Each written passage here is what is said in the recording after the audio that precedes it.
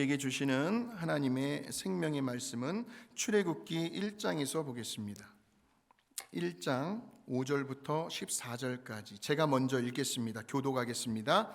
야곱의 허리에서 나온 사람이 모두 70이요 요셉은 애굽에 있었더라.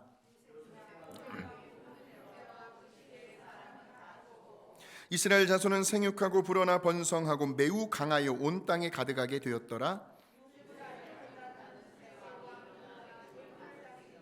그가 그 백성에게 이르되 이 백성 이스라엘 자손이 우리보다 많고 강하도다.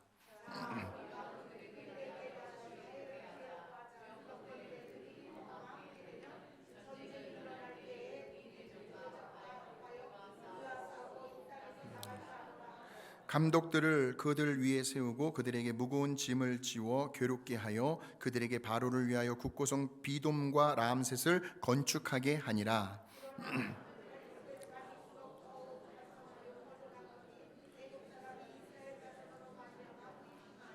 이스라엘 자손에게 이를 엄하게 시켜 같이요 어려운 노동으로 그들의 생활을 괴롭게 하니 곧 흙 이기기와 벽돌 굽기와 농사의 여러 가지 일이라. 그 시키는 일이 모두 엄하였더라. 아멘. 할렐루야. 네, 오늘 이 본문의 말씀을 가지고 오늘 함께 나누실 제목은 합력하여 선을 이루시는 하나님입니다.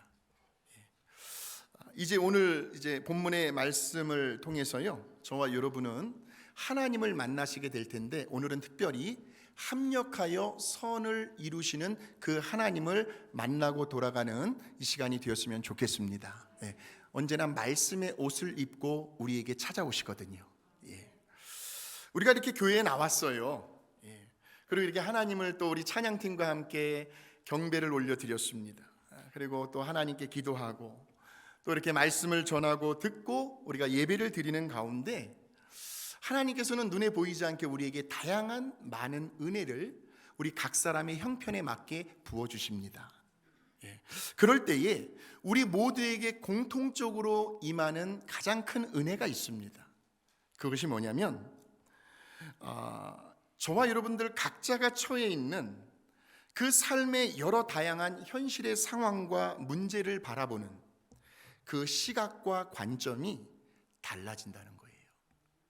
그러니까 우리가 예배를 드리기 전에 우리들의 생각하는 그 방식과 우리가 예배를 드리고 나서 생각하는 방식에는 차이가 온다라는 말씀이죠. 그래서 예배가 참 중요합니다. 그러니까 우리들이 어떤 사연들을 만났어요. 어떤 사건들을 만났어요. 우리가 일예로 운전하고 가다가 교통 티켓을 띄더라도요, 빨리 그 자리에서 스트레스 받지 않고 다시 일상적인 감정 상태를 유지하며 생활에 나갈 수 있는 것은 생각의 차이거든요. 생각의 차이요. 도네이션 하셨다고 빨리 그냥 털어버리셔야 됩니다. 그거 가지고요 계속 그냥 머리에 싸매고 있으면요 모든 일들이 안 돼요. 안 돼요. 중요한 건 생각의 차이라는 거죠. 예를 들면요, 지금 삶이 너무나 팍팍합니다. 그냥 너무나 괴로워요. 누구한테 말할 수도 없고 고통스럽습니다. 오랜 세월 지병으로 고생을 하고 있어요. 아무리 불러도 부르짖어도 우리 하나님은 침묵하시는 것만 같아요. 아무런 대답이 없습니다. 자꾸 삶은 꼬여만 갑니다. 뭐 칡농꿀도 아니고요, 자꾸 꼬여져요. 되는 일이 하나도 없어요. 점점 나락으로 떨어지는 것만 같습니다. 그럴 때에 저와 여러분은 이런 생각을 할 수도 있어요. 도대체 하나님은 어디에 계시는가? 그 어디에도 안 계시는 것 같다. 그렇지 않고서야 어떻게 나를 이 지경까지 가도록 내버려 두시겠는가? 하도 속이 상하니까요. 자기도 모르게 본의 아니게 푸념을 하게 되고 절망 섞인 탄식 소리가 흘러나오게 되죠. 그래서요, 우리 스크린을 한번 보실까요? God is nowhere. 하나님은 그 어디에도 안 계신다. 그런데 예배를 통해서요, 또 이렇게 말씀을 듣는 가운데 우리가 어떤 은혜를 경험하게 되면요, 우리들의 생각이 이렇게도 달라질 수가 있다는 거죠. 상황은 여전히 똑같아요. 변한 게 하나도 없어요. 그러나 그 현실을 바라보는 우리들의 생각은 이렇게 바뀔 수가 있다는 겁니다. 한번 보여주시겠어요? 뭐가 달라졌어요? 똑같잖아요. 단어는 하나가 벌어졌어요. God is now here. 내가 그렇게 고통받는 그 순간에도 하나님은 지금 나와 함께 계신다. 나 혼자 그 고통스러운 짐들을 짊어지게 하지 아니하시고 하나님은 그 고통 가운데서도 내 고통의 짐들을 나와 함께 짊어지고 계신다. 이게 생각의 전환이거든요. 은혜 받기 전의 모습과 은혜 받고 난 이후의 모습. 또 한 예를 한번 들어보겠습니다. 살다 보시면요, 분명 저와 여러분의 힘의 한계를 맞닥뜨릴 때가 있을 겁니다. 너무나 버거운 거예요. 해도 안 되는 거예요. 그동안 살아오시면서 경험했던 그 수많은 인생의 노하우들을 여기도 적용해보고 저기도 적용해보고 그 삶의 지혜를 다 동원해 봤는데도 안 되는 거예요. 그래서 나를 가로막고 있는 그 커다란 벽 앞에서 좌절감과 절망감을 느낄 때가 있습니다. 그냥 한없이 우는 거예요. 그래서 우리는 이런 생각을 해요. 이것은 불가능한 일이다. 죽었다 깨어나도 도저히 할 수 없는 일이다 하고 포기를 해버립니다. 자, 그래서 한번 보여주세요. Impossible. 그런데 저 단어가 예배드리기 전에 우리가 사용했던 단어라면 예배드리고 나서 은혜를 경험하고 나서는 어떻게 바뀌는지를 한번 보십시오. 한번 보여주세요. 어포스트로피 하나만 붙였는데 할 수 있거든이 무슨 말이냐? 믿는 자에게는 능치 못함이 없느니라. 내게 능력 주시는 자리에서 내가 모든 것을 할 수 있느니라. 그러니 할 수 있다, 하면 된다, 해보자까지 거. In Jesus Christ, 예수 그리스도 안에서 이렇게 생각이 바뀌더라는 거죠. 저와 여러분은 지금요, 우리는 시간 아래에서 시간의 지배를 받으며 세상을 수평으로 살아가고 있습니다. 그래서 우리에게는 작년이라는 과거가 있고 올해라는 현재가 있고 또 내년이라는 미래를 기대하며 살아가고 있습니다. 그래서 우리는 지금 당장 우리들의 눈앞에 펼쳐지고 있는 그 현실의 괴로움과 아픔과 고통만을 볼 때가 있어요. 왜? 우리가 앞을 내다볼 수 있는, 앞을 바라볼 수 있는 시야는 한계가 있기 때문에. 그래서 우리 예수님께서요, 너희는 당장 내일 일도 알 수가 없다라고 말씀을 하셨어요. 그런데 우리가 이렇게 예배를 통하여 또 이렇게 말씀을 듣다 보면요, 저와 여러분도 모르는 사이에, 여러분 콩나물 시루 아십니까? 콩나물 시루가 있으면 거기에다 물을 붓잖아요. 그러면 물은 밑으로 빠져나가잖아요. 빠져나가는데도 콩나물은 자라잖아요. 그러니까 우리가 예배를 자주 드리고 말씀을 자주자주 접하다 보면 금방 잊어버리기는 해요. 까먹기는 해요. 그러나 저와 여러분도 모르는 사이에 그 말씀으로 인해서 우리의 믿음이 서서히 자라나고 있다는 거죠. 그래서 그 믿음의 분량이 점점 커지는 만큼 저와 여러분은 오늘 현재 우리들이 처해 있는 그 현실의 고통 너머에 또 다른 소망의 세계가 있다는 사실을 발견하게 된다는 거죠. 믿음은 바라는 것들의 실상이고 보이지 않는 것들의 증거니까요. 그러니까 눈에 보이지 아니하는 그 또 다른 믿음의 공간이요, 그 영적인 세계가 있다는 것을 우리가 알게 된다는 거예요. 그래서 보세요. 우리 하나님은 시간 위에 계십니다. 그래서 시간을 초월하셔서 세상을 수직으로 내려다보십니다. 왜냐하면 시간도 우리 하나님께서 지으신 거기 때문에. 우리 하나님께서 시간을 창조하셨거든요. 그래서 우리 하나님은 시작도 없어요. 끝도 없어요.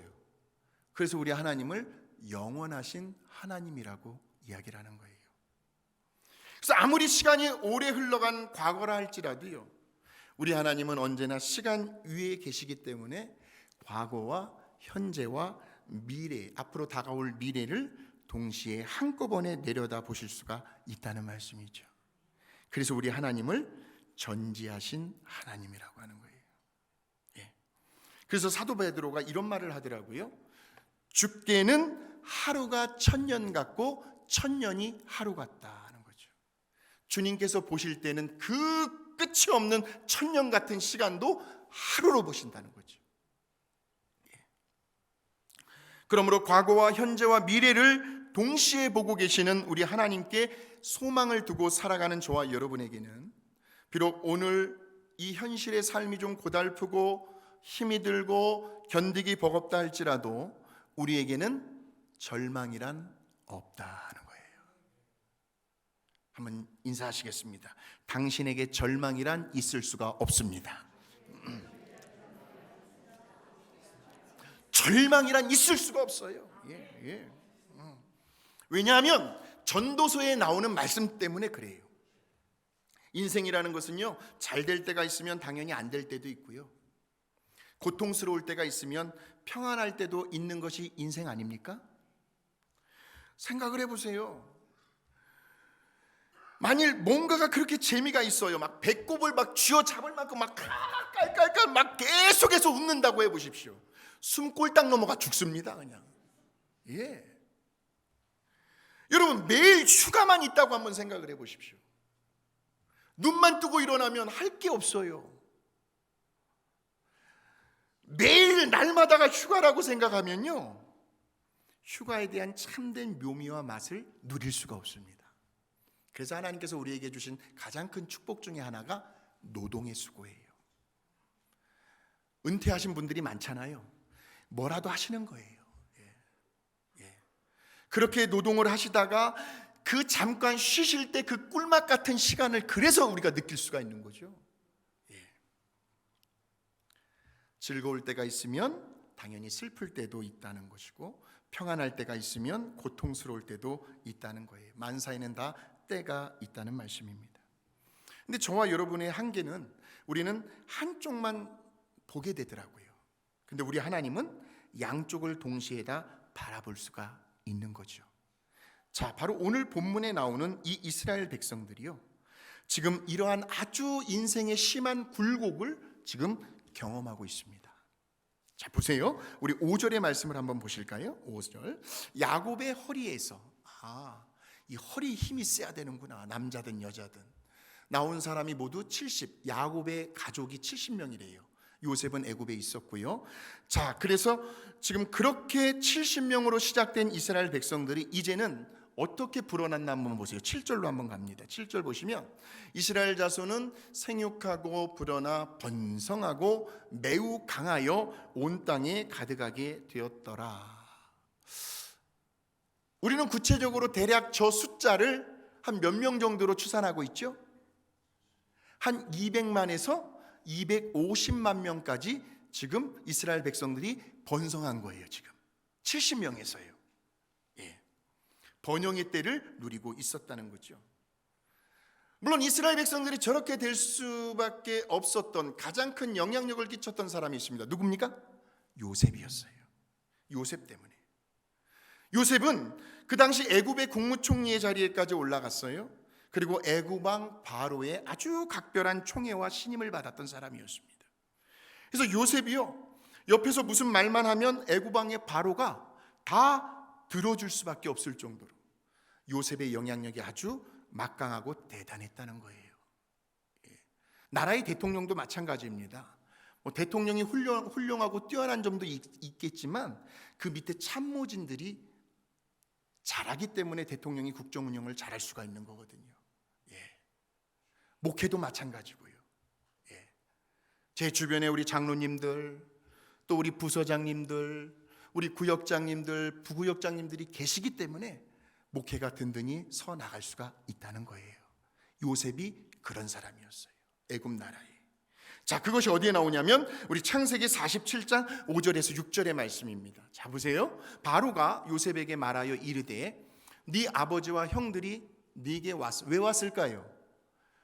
극심한 흉년 때문에 뭔가 곡식을 애굽에서 구하러 온 거예요.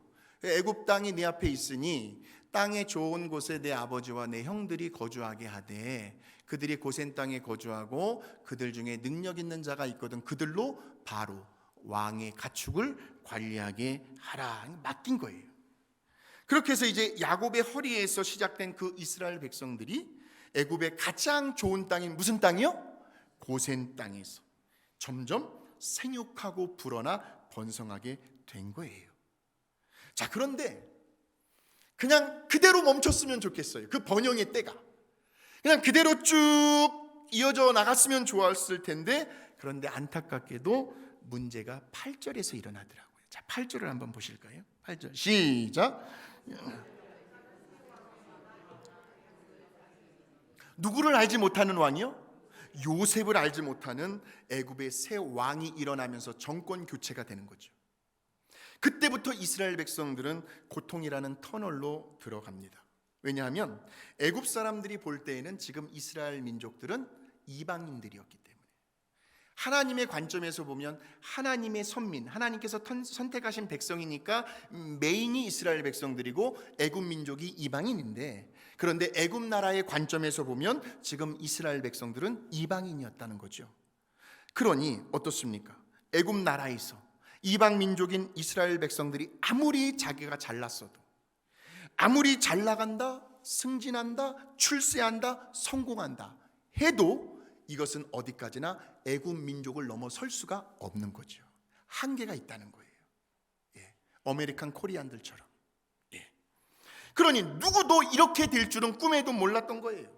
아까도 말씀을 드렸죠. 왜요? 인간은 시간 아래에 있기 때문에. 그 번영의 때 이후에 무슨 때가 있게 될 줄을 몰랐다는 거죠. 자, 그렇게 점점 불어나는 그 이스라엘 백성들을 보면서 이제는 요셉을 알지 못하는 애굽의 새로운 왕이 등장하죠. 자, 그런데 모든 일에는 다 생각하기 나름이거든요. 그런데 이 왕은 불행하게도 생각을 잘못해버립니다. 긍정적인 방향으로 생각을 했어야 하는데 그만 잘못된 부정적인 방향으로 엇나가게 생각을 해버리더라고요. 자, 그것이 10절에 나와요. 10절 시작. 자, 우리가 그들에게 대하여 지혜롭게 하자.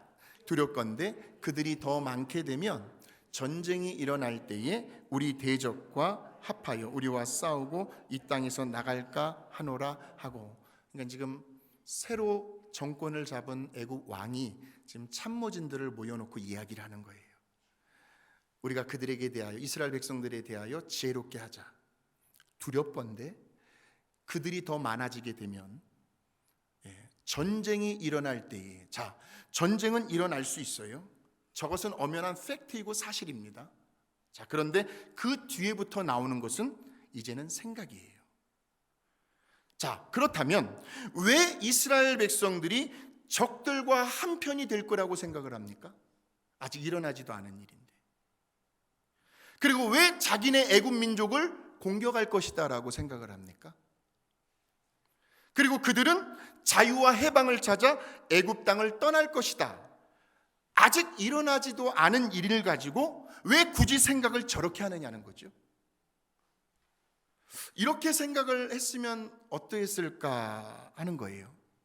오히려 지금 저렇게 번성하고 강력해진 이스라엘 백성들 때문에 오히려 우리 애굽 민족에게 있어서 더 큰 도움이 되지는 않을까? 어떠한 외부의 적들도 우리 애굽 민족을 넘보지 못하지 않을까? 그래서 이스라엘 백성들, 히브리 민족들에게 관대하게 대해주는 거죠.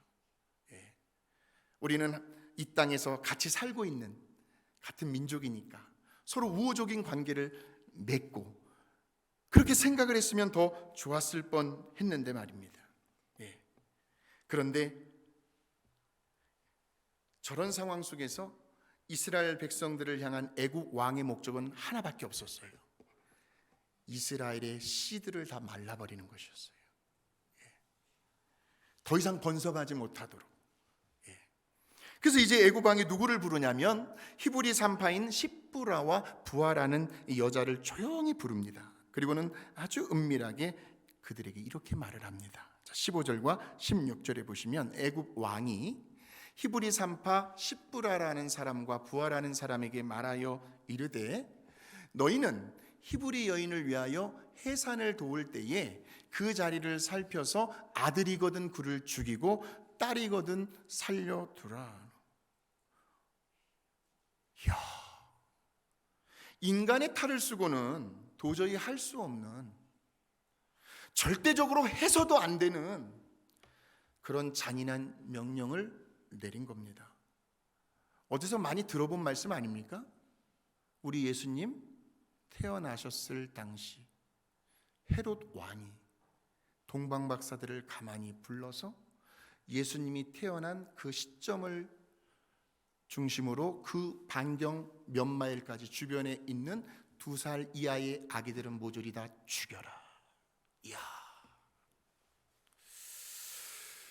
그런데 참 놀라운 사실은요, 지금 이렇게 은밀하고 아주 세밀한 계략과 모략까지도 지금 누구는 다 알고 계실까요?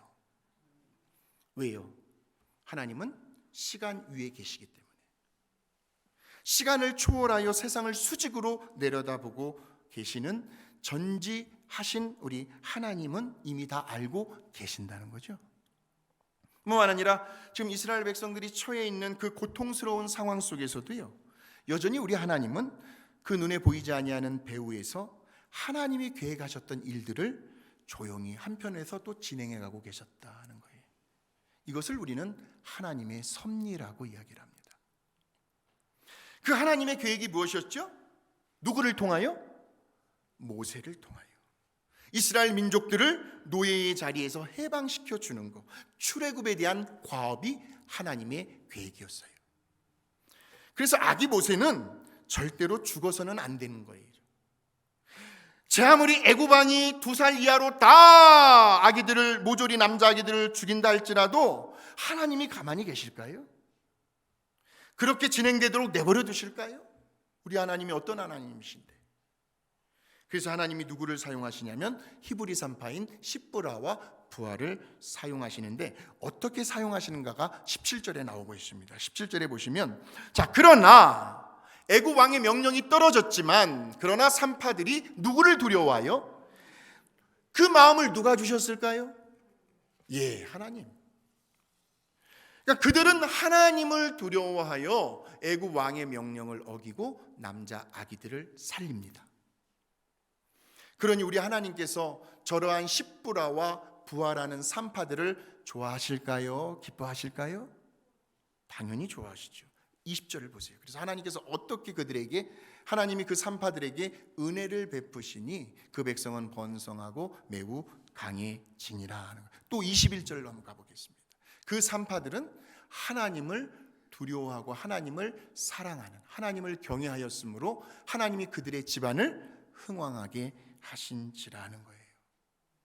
오늘 저와 여러분이 저런 십부라와 부하 같은 하나님 기뻐하시는 일에 서서 하나님께로부터 축복받는, 흥왕하게 되는 그러한 믿음의 가정들이 되시기를 주의 이름으로 축원합니다.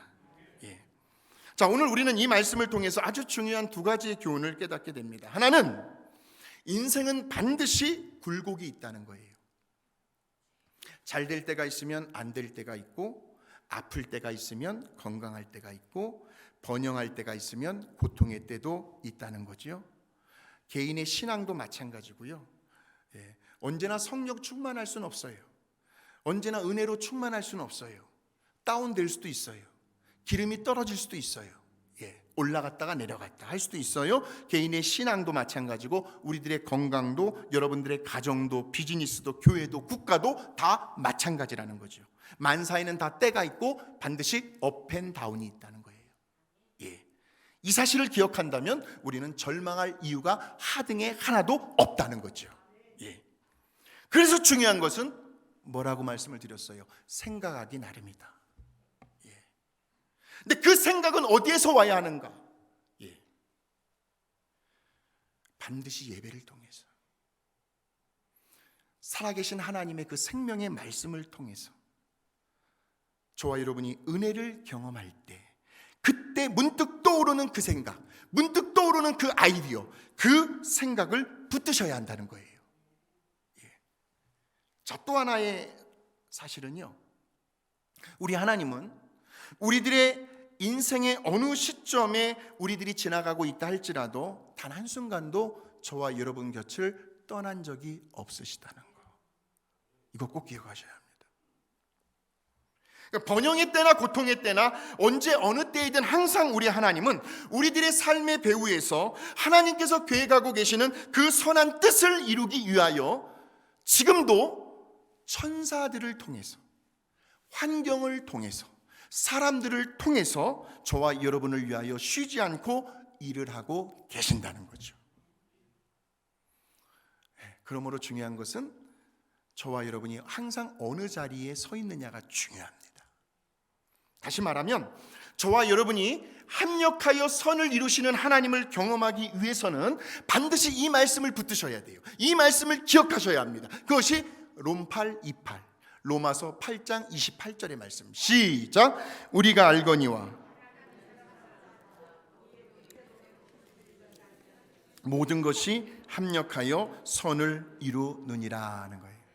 어떤 자리예요? 하나님을 사랑하는 자리요, 하나님을 찬양하고 여러분들처럼 하나님을 예배하는 그 자리요, 하나님께 기도하는 그 자리요, 하나님의 말씀을 사모하며 말씀을 통해서 아멘 아멘 꿀송이처럼 그렇게 달 수가 없어 은혜를 받고 그 말씀대로 살아가는 여러분들의 그 헌신의 자리, 섬김의 자리, 그 봉사의 자리를 지켜나갈 때 저와 여러분의 생활 속에서 이번 한 주간도 일어나는 그 무수히 많은 사연들, 사건들, 이것들은 우리 하나님의 손안에 올려져 가지고 하나님이 맛있게 믹스를 하십니다. 맛있게 요리를 하셔요. 그래서 결국은 합력하여 아름다운 선을 이루어 가신다는 말씀입니다. 우리 하나님은 언제나 변함이 없으시거든요. 언제나 선하신 분이시기 때문에 이러한 하나님을 이번 한 주간도 경험하며 살아가는 저와 여러분이 되시기를 주의 이름으로 축원합니다.